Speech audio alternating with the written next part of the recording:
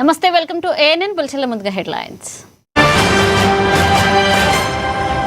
కేరళ పర్యటన ముగించుకుని నేరుగా ఫ్యూచర్ సిటీకి చేరుకున్న సీఎం రేవంత్. ఇక ఫ్యూచర్ సిటీ స్కిల్ యూనివర్సిటీ పనులు త్వరగా పూర్తి చేయాలని ఆదేశం. అమరావతి చట్టబద్ధత బిల్లుకు పార్లమెంట్ ఆమోదం. రాష్ట్రపతి ఆమోదం తర్వాత అమరావతిపై గెజిట్ విడుదల. ఈ నెల 13, 14, 15 తేదీల్లో ఇక మహిళా రిజర్వేషన్ బిల్లుపై ప్రత్యేక చర్చ.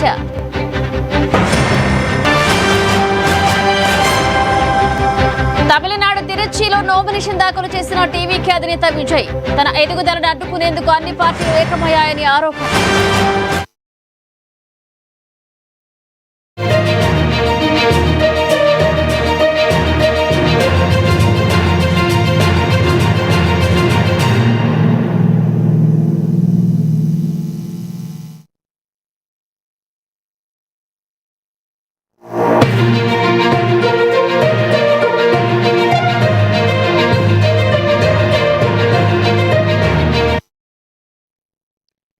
దేశ రాజకీయాల్లో మరొక కీలక ఘట్టానికి రంగం సిద్ధమైంది. కేంద్ర ప్రభుత్వం ఈ నెల 13, 14, 15 తేదీల్లో 3 రోజుల పాటు పార్లమెంట్ ప్రత్యేక సమావేశాలు నిర్వహించాలని నిర్ణయించింది. ఈ సమావేశాల్లో మహిళా రిజర్వేషన్ బిల్లుపై చర్చ జరగనుంది. దశాబ్దాలుగా నానుతున్న ఈ బిల్లుకు ఆమోదం తెలపడం ద్వారా చట్టసభల్లో మహిళలకు సముచిత స్థానం కల్పించాలని ప్రభుత్వం భావిస్తుంది. ఇక కేవలం 3 రోజుల పాటు ఈ సమావేశాలు జరగనుండటంతో రాజకీయ వర్గాల్లో తీవ్ర ఉత్కంఠ నెలకొంది.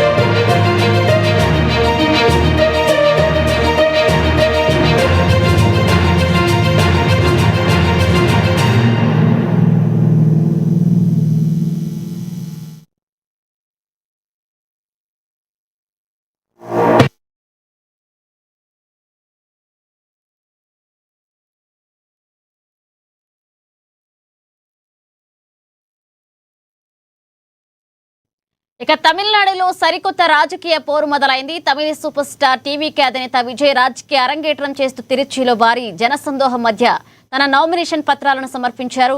ఈ సందర్భంగా నిర్వహించిన బహిరంగ సభలో విజయ్ అధికార డీఎంకే ప్రభుత్వంపై యుద్ధం ప్రకటించారు. తన రాజకీయ ఎదుగుదలకు అడ్డుకునేందుకు అన్ని పార్టీలు ఏకమయ్యాయని ఆయన సంచలన ఆరోపణలు చేశారు. తన చివరి చిత్రం జననాయగన్ విడుదల కాకుండా అడ్డుకోవడం వెనక భారీ కుట్ర దాగి ఉందని, ఆ సినిమా తనను ప్రజలకు మరింత దగ్గర చేస్తుందనే భయంతోనే పాలకులు ఇలా చేశారని ఆయన మండిపడ్డారు. తనను కొడుకుగా, సోదరుడిగా ఆదరించి న్యాయం చేయాలని ఆయన కోరారు. முன்னா சேர்ந்துகிட்டு நம்மள உங்க விஜய எப்படியெல்லாம் எதிர்க்கிறாங்கன்னு நான் சொல்லிதான் உங்களுக்கு தெரியணும்னு அவசியம் இல்லை. இந்த கரூர் நிகழ்ச்சி சூழ்ச்சின்னு பலர் சொல்றது மாதிரி நம்ம கடைசி படமான ஜனநாயகன் அதான் நம்ம மனசுக்கு நெருக்கமான உங்க எல்லாரோடும் நமக்கு இருக்கிற பூர்வ ஜென்ம பந்தத்தை இன்னமும் எங்க இறுக்கமா மாத்திடுமோன்னு, எங்க அது இந்த தேர்தல்ல நமக்கு மிகப்பெரிய ஆயுதமா மாறிடுமோன்னு ஒரு கூட்டு சூழ்ச்சி, அதோட இன்னும் பல பல சூழ்ச்சிகள். அதனால உங்க மகன், உங்க அண்ணன், உங்க தம்பி, உங்க விஜய் கேட்கிறேன், உங்களுக்காக நீதி கேட்க வந்த எனக்கும் சேர்த்துதான் நீதி வேண்டும்.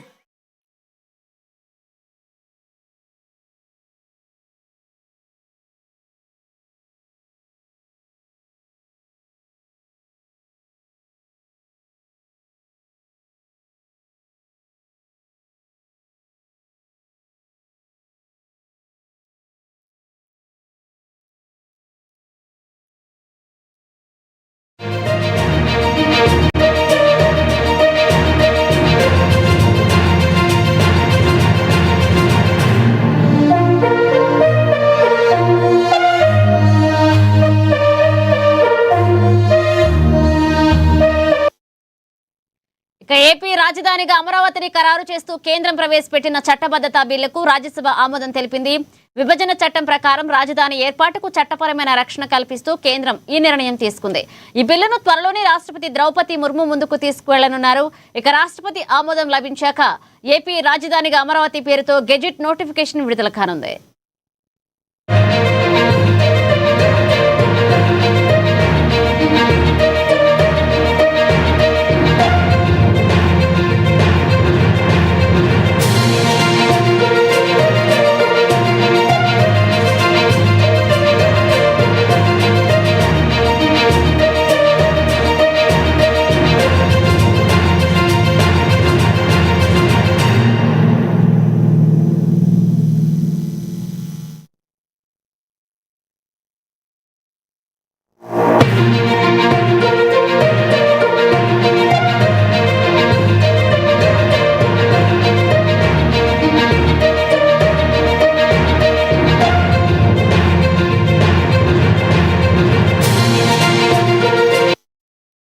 ఏపీ రాజధానిగా అమరావతిని ఖరారు చేస్తూ కేంద్రం ప్రవేశపెట్టిన చట్టబద్ధత బిల్లుకు రాజ్యసభ ఆమోదం తెలిపింది.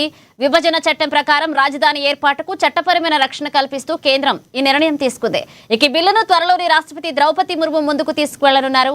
రాష్ట్రపతి ఆమోదం లభించాక ఇక ఏపీ రాజధానిగా అమరావతి పేరుతో గెజిట్ నోటిఫికేషన్ విడుదల కానుంది.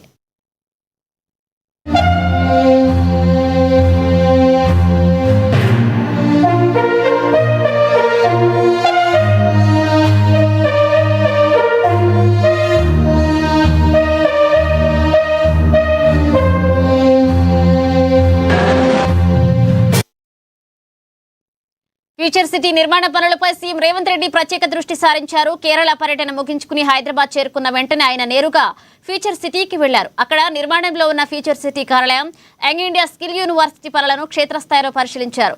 పనుల పురోగతిపై అధికారులతో సమీక్ష నిర్వహించిన ఆయన గడువులోగా కార్యాలయాలను అందుబాటులోకి తీసుకురావాలని సీఎం ఆదేశించారు.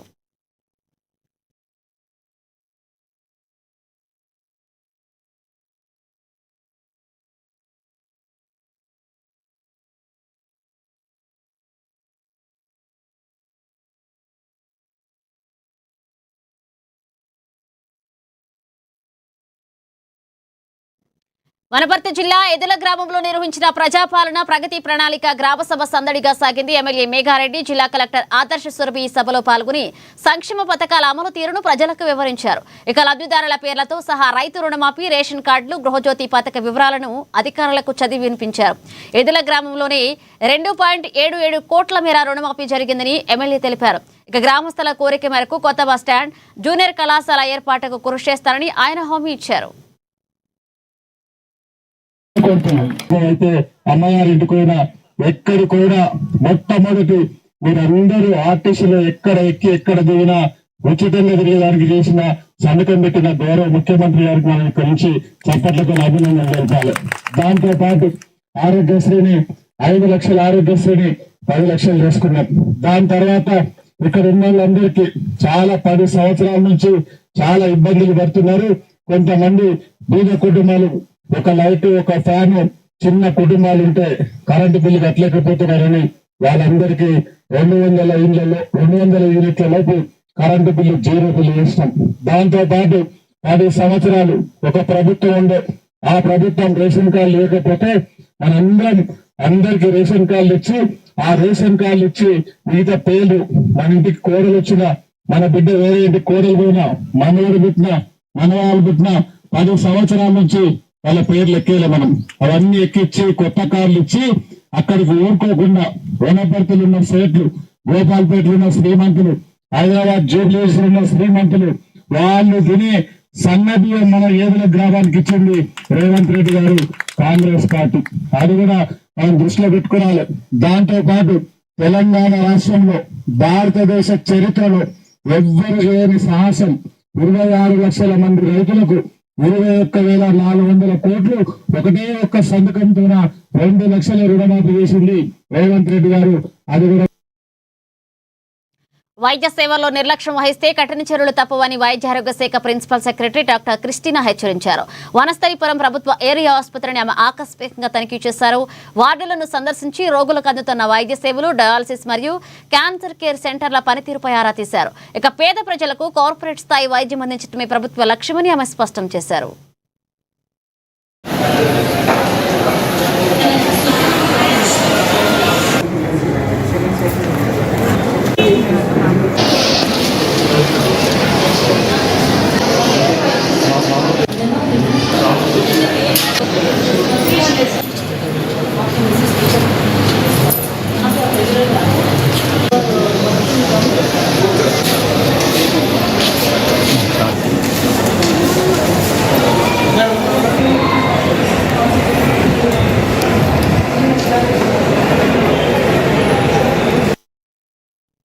వనపర్తి జిల్లా కలెక్టరేట్ లో బహుజన చక్రవర్తి సర్దార్ సర్వాయి పాపన్న గౌడ్ వర్ధంతి నిర్వహించారు. కార్యక్రమంలో పాల్గొన్న ఎమ్మెల్యే మేఘారెడ్డి పాపన్న చిత్రపటానికి పూలమాలలు వేసి నివాళులర్పించారు.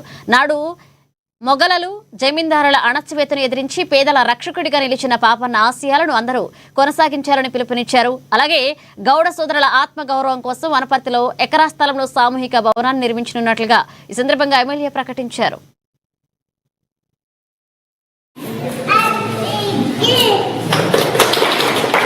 డబుల్ బెడ్రూమ్ అని ఇచ్చారు, కానీ ఎవరికి వచ్చావో తెలియదు ఇప్పటివరకు. కానీ అవి ఏడ ఉన్నావో, ఏ గుట్టలలో ఉన్నావో, ఏ నీళ్ళు ఇచ్చిందో తెలియదు. మన రేవంత్ అన్న సర్కార్ వచ్చిన తర్వాత మన మేఘారెడ్డి వారి ఆధ్వర్యంలో మన ఏదల గ్రామానికి చాలా బెడ్రూమ్, చాలా ఇళ్ళు మనకు మంజూరు కావడం జరిగింది. ఎందుకు మన ఏదల గ్రామంలోనే 36 ఇళ్ళకు పైగా మనకు శాంక్షన్ కావడం జరిగింది. అందులో మొదటిగా మనం మా ఇల్లు గృహప్రవేశం ముందుగా కావడం జరిగింది. దానికి నేను ఎంతో సంతోషిస్తున్నాను. మేఘారెడ్డి పుట్టింటి నుంచి సారారెడ్డి నుంచి చాలా సంతోషం. మా ఇంటికి వచ్చి మేఘారెడ్డి గారు మాకు ఇంత మంచి అవకాశం ఇచ్చినందుకు, బట్టలు పెట్టినందుకు చాలా thank you sir. Reddy sir మీకు చాలా కృతజ్ఞతలు. హైదరాబాద్ డిడి కాలనీలోని హనుమాన్ జయంతి వేడుకలు వైభవంగా జరిగాయి. మిర్యాల రమేష్ బృందం ఆధ్వర్యంలో జరిగిన ఈ వేడుకల్లో మధ్యప్రదేశ్ బీజేపీ ఇన్ఛార్జ్ మురళీధర్రావు పాల్గొన్నారు. స్వామివారికి ప్రత్యేక పూజలు నిర్వహించిన అనంతరం భక్తులకు ఏర్పాటు చేసిన అన్నదాన కార్యక్రమంలో ఆయన పాల్గొన్నారు. ఈ సందర్భంగా రామాయణంలో హనుమంతుని పాత్ర కీలకమని, ఆయన భక్తి అంకితభావం అందరికీ ఆదర్శమని కొనియాడారు.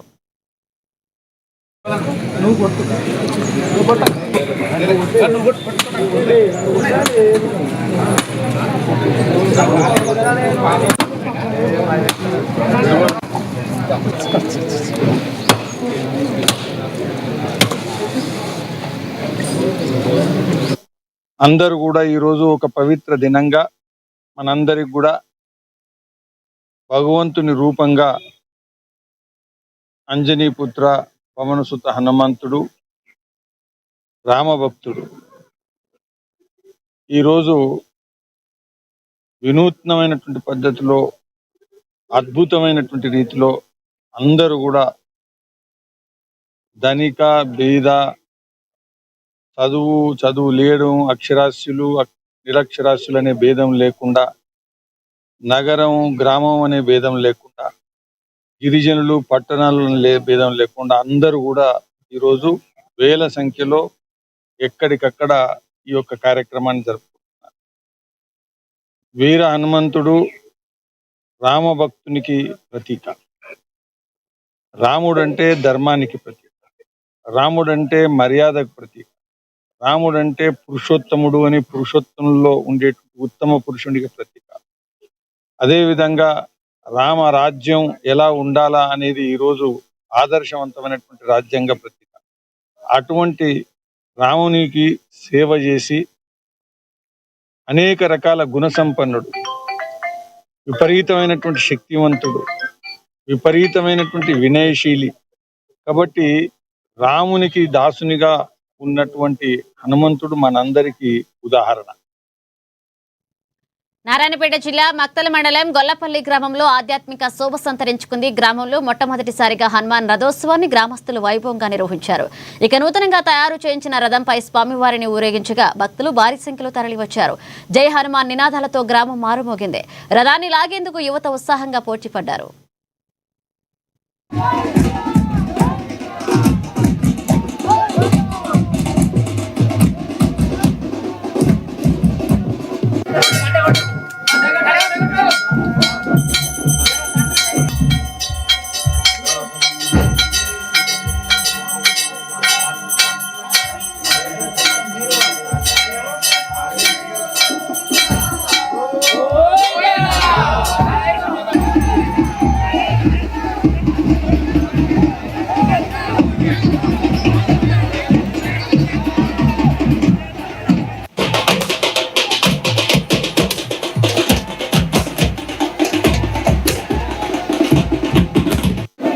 చేసే పని ఒక్కటే అయినప్పటికీ 2 రకాల సర్వీస్ రూల్స్ వర్తింప చేయడంపై విద్యుత్ ఆర్టిజన్ కార్మికులు బగ్గుమన్నారు. జేఏసీ ఆధ్వర్యంలో కార్యాలయ ఆవరణలోని వంట వార్పు నిర్వహించి నిరసన తెలిపారు. బ్రిటిష్ నాటి నిబంధనలు తొలగించి ఏపీఎస్బీ రూల్స్ అమలు చేయాలని ఆన్ మార్ట్ పీస్ వైర్ కార్మికులను ఆర్టిజన్లుగా గుర్తించి సమాన పనికి సమాన వేతనం ఇవ్వాలని డిమాండ్ చేశారు. గత ప్రభుత్వం ఇచ్చిన హామీని ప్రస్తుత ప్రభుత్వం నెరవేర్చాలని వారు కోరారు.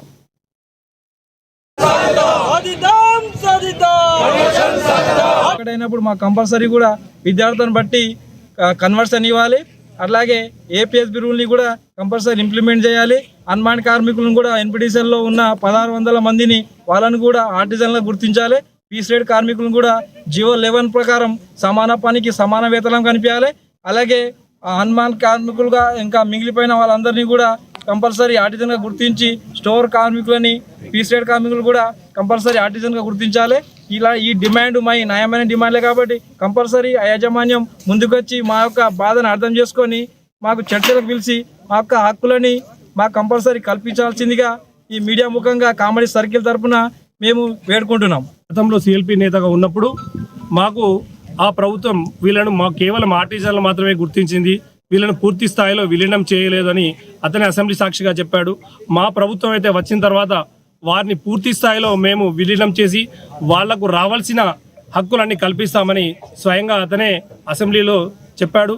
మరి అదే కాకుండా పాదయాత్ర చేస్తున్నప్పుడు కూడా మేము అందరం కార్మికులము సార్కు మెమోరాండం ఇచ్చినప్పుడు ఖచ్చితంగా మీ డిమాండ్స్ ఏవైతే మీ కోరికలు మీ డిమాండ్స్ ఉన్నాయో అవి మాకు ఖచ్చితంగా అంది తెలుసు. మా ప్రభుత్వం రాగానే మీకు ఖచ్చితంగా మీ హామీలను నెరవేర్స్తామని మాట ఇచ్చాడు. అందుకే సార్కు వేడుకుంటున్నాం, సార్ మీరు వచ్చే ప్రభుత్వం ఏర్పడగానే మమ్మల్ని పూర్తి స్థాయిలో కన్వర్షన్ చేస్తానన్నారు. అలాగే పల్నాడు జిల్లా సత్తెనపల్లిలో గర్వించదగ్గ స్థాయికి బొటిక్ కళాకారిణి సరికొండ బ్రహ్మరాంబ ఎదిగారు. ఇటీవలే హైదరాబాద్ రవీంద్ర భారతిలో జరిగిన ఉగాది పురస్కారాలమే బంగారు నంది ఉత్తమ పురస్కారాన్ని అందుకున్నారు. కేవలం 10వ తరగతి వరకు చదివి టైలరింగ్ లో మెళకువలు నేర్చుకుని ఫ్యాషన్ రంగంలో రాణిస్తూ 10 మందికి ఉపాధి కల్పిస్తున్న బ్రహ్మరాంబను లోక్ జనశక్తి పార్టీ జిల్లా అధ్యక్షులు జొన్నలగడ్డ విజయ్ కుమార్ సన్మానించారు.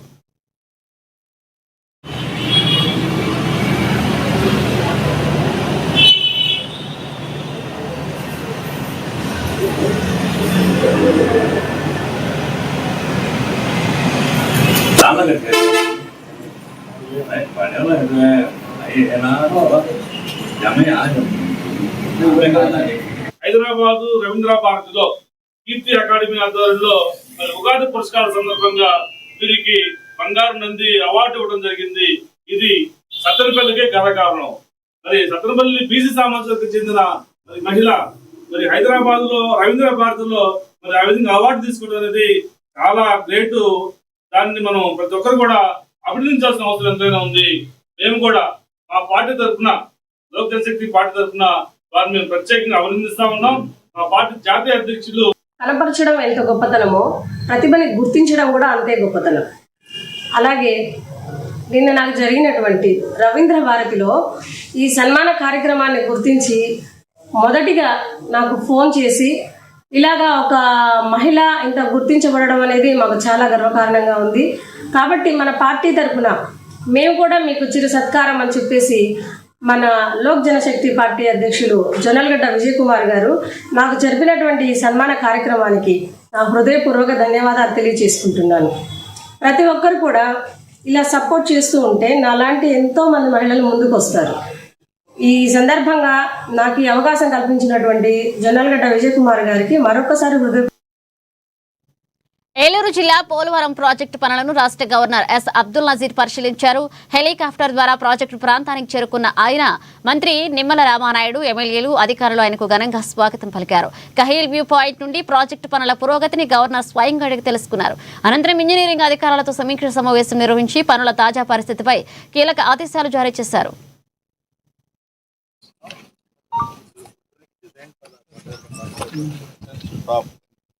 Many areas will submerge.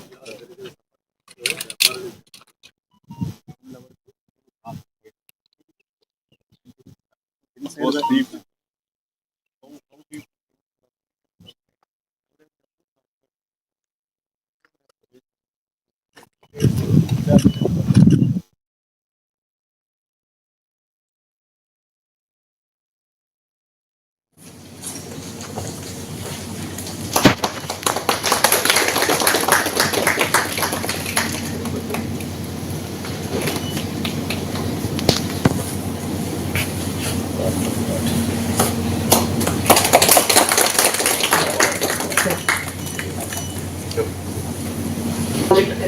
initiative concern.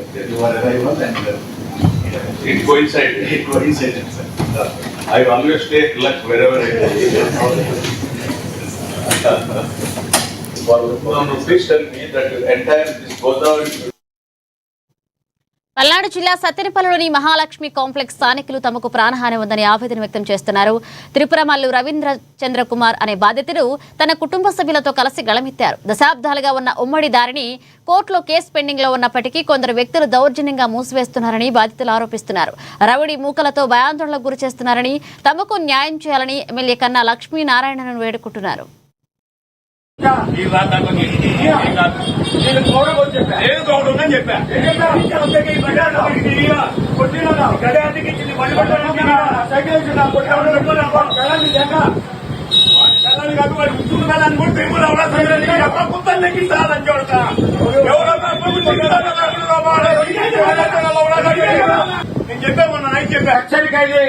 రేపు కోర్టు అనుమతి పత్రం తేనండి, లేకపోతే రావచ్చు రాష్ట్రంలో మాపై పెట్టిన కేసులు కూడా రద్దు చేసుకోవాలా, నిరూపించుకోవాలా. కాంగ్రెస్ వ్యాపారస్తులు కూడా మనవి హెచ్చరిక హెచ్చరిక హెచ్చరిక.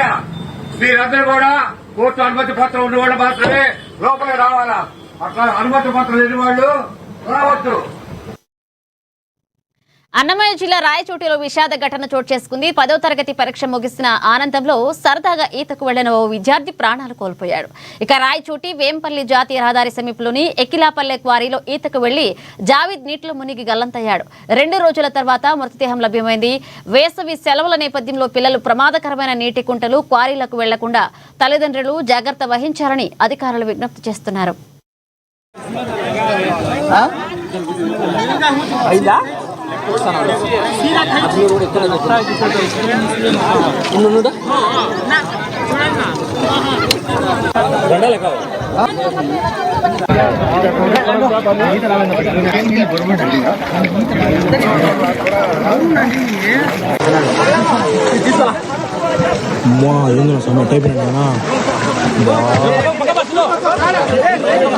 బాగా ముఖ్యంగా రక్తం వస్తుంది ఇప్పుడు.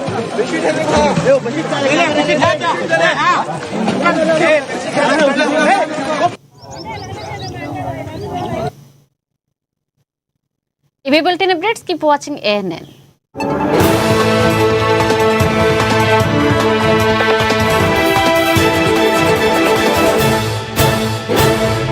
తెలుగు, ఉర్దూ, మరాఠీ భాషల్లో వార్తలు ప్రసారం